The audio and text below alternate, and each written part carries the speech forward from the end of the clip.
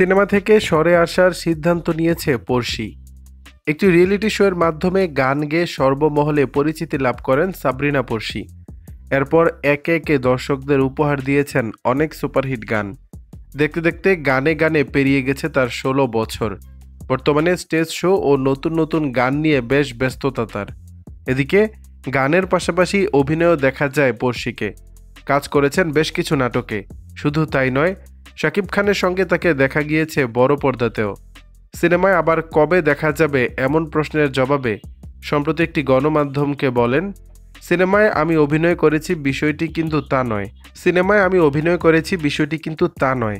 আমি আসলে শাকিব ভাইয়ার সঙ্গে একটা ছবিতে অতিথি চরিত্রে অভিনয় করেছিলাম। সেটাকে পুরোপুরি সিনেমায় অভিনয় বলা যাবে না। আমার কাছে সেটাকে মিউজিক ভিডিওতে অভিনয়ের মতোই লেগেছে। সিনেমায় আর কখনো অভিনয় করব না, কারণ সেখানে অভিনয় করতে অনেক দক্ষ হতে হয়, সঙ্গে লাগে প্যাশনও। আমার দুটির কোনোটিই তেমন নেই। আর একটা বিষয়, সিনেমা করতে অনেক সময় দরকার, সেটা ৫-৬ মাস বা ১ বছর। এত সময় আমি দিতে পারবো না। আমি যেহেতু গানের মানুষ, তাই গানেই বেশি থাকতে চাই। গেল বছর বিয়ের পিঁড়িতে বসেছেন এই সঙ্গীত শিল্পী। যুক্তরাষ্ট্র প্রবাসী নিলয়ের সঙ্গে তার বিয়ের আনুষ্ঠানিকতা সম্পন্ন হয়েছে।